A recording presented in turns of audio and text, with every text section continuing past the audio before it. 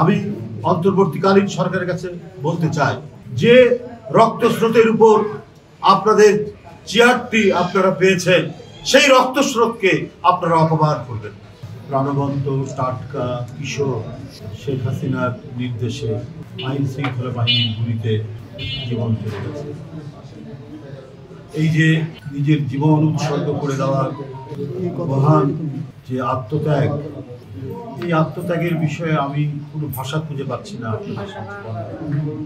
তার বাবা এবং তার মায়ের যে আহাজারি, তার মায়ের যে কান্না, এই কান্না কাঁদতে কাঁদতে যেন সমস্ত পানি শুকিয়ে গেছে। এই ধরনের একটি অত্যন্ত সুশ্রী সুন্দর ইন্টারমিডিয়েটে পড়া একটি কিশোর ছেলেকে পৃথিবী থেকে বিদায় করে দিতে শেখ হাসিনার আইন শৃঙ্খলা বাহিনীর হাত কাঁপে।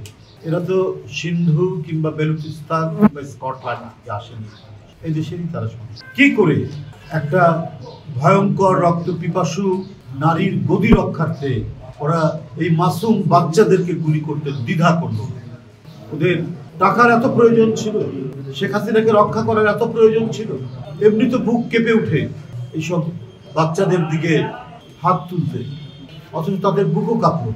এটা এই কারণেই করেছে, ওই আইন শৃঙ্খলা বাহিনীর লোকেরা জানতো যে এই মাসুম বাচ্চাদেরকে হত্যা করলে তার জন্য পুরস্কার অপেক্ষা করছে, তার প্রমোশন হবে, ভালো পদোন্নতি হবে, পদায়ন হবে, অনেক টাকা পাবে। অতএব দেশ নয়, মানুষ নয়, গণতন্ত্র দূরে থাক, শেখ হাসিনাকে খুশি করো, শেখ হাসিনাকেই খুশি করতে হবে। এই ব্রত নিয়ে তারা এই নিষ্ঠুর রক্তাক্ত পন্থা অবলম্বন করেছে, দেশের স্কুল কলেজের এই মাসুম বাচ্চাদেরকে হত্যা করতে পারে। আপনারা জানেন গতকাল হিউম্যান রাইটস ওয়াচ, মার্কিন যুক্তরাষ্ট্রের একটি মানবাধিকার সংস্থা, তারা বলেছে প্রতিটি ক্রস ফায়ার, প্রতিটি গুম, প্রতিটি হত্যার সাথে শেখ হাসিনার নির্দেশ ছিল, শেখ হাসিনার আদেশেই এই গুম এবং হত্যা হয়েছে। তাহলে আজকে যারা মায়া কান্না কাঁদছেন তার জন্য অন্য একটি দেশ থেকে মাঝে মাঝেই তার আওয়াজ পাওয়া যায়, এটার অর্থ যে সে গোটা বাংলাদেশকে তার লুটের যে খনিতে পরিণত করেছিল, সে খনির যে মায়া সে ভুলতে পারছে না। সে আবার ফিরে আসতে চায় এবং আরো লুট করতে চায়, এবং তার মধ্যে যে ন্যূনতম কোনো অনুশোচনা, এত বড় যে অপরাধ করেছে, এই শিশু বাচ্চাদেরকে যে হত্যা করেছে, তাদের রক্তাক্ত লাশ তাকে বিন্দু মাত্র বিচলিত করেনি, বরং তিনি মনে করছেন তার সম্পত্তি বোধহয় হারিয়ে গেছে।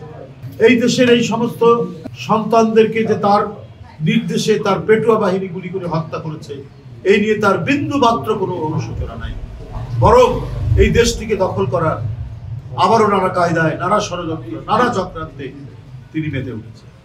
অথচ আমরা কি নির্বিকার থাকবো?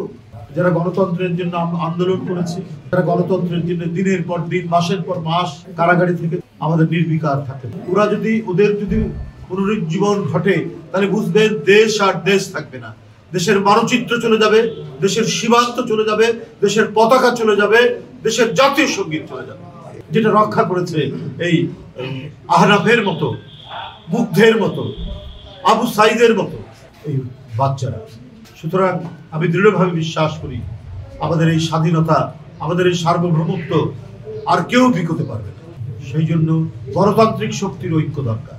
গণতান্ত্রিক শক্তিকে ঐক্যবদ্ধ হয়েই এই পরাজিত শক্তি, দেশ বিকিয়ে দেওয়া শক্তি, নিজের সন্তানকে হত্যা করে তার রক্ত পান করে ক্ষমতায় থাকার এই শক্তিকে পরাভূত করতে।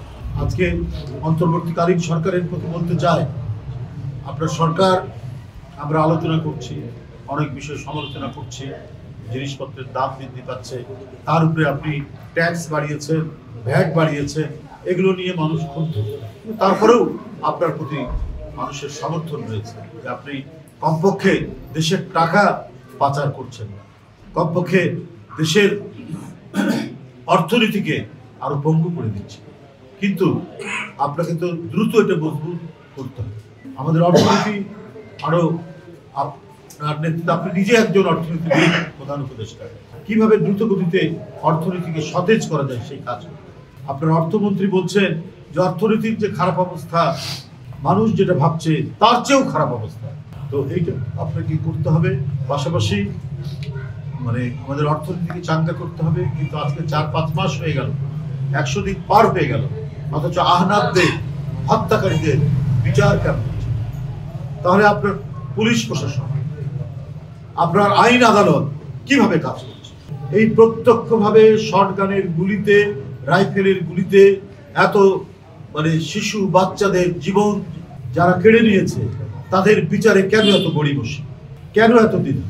সবার আগে স্পেশাল ট্রাইব্যুনালে এদেরকে গ্রেপ্তার করে আইনি প্রক্রিয়ার মধ্যে দ্রুততর সময়ে এদের শাস্তি বিধান করলে আজকে আহনাফের মা, আহনাফের পিতা মুখটা হয়তো কিছুটা শান্ত হতো।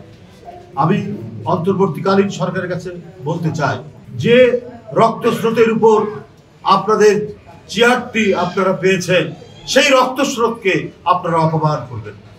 আহনাফরা আজকে পৃথিবী থেকে চলে গেছে, কিন্তু ওরা যাতে গৌরবান্বিত বোধ করে তাদের আত্মা, সেই কাজ করবেন তাদের হত্যাকারীর বিচার নিশ্চিতকরণের মধ্যে। আমি আহনাফের আত্মার মাগফিরাত কামনা করে আমার বক্তব্য শেষ করছি। কসাইয়ের কোনো অনুশোচনা থাকে না, যদি সত্যি আমি জানি না, তো কসাই প্রতিদিন অনেক প্রাণী হত্যা করার পর কোনো অনুশোচনা, এটা অনুশোচনাহীন, মনুষ্যত্বহীন এক রক্ত পিপাসু নারীর আর্তচিৎকার ছাড়া কিছু।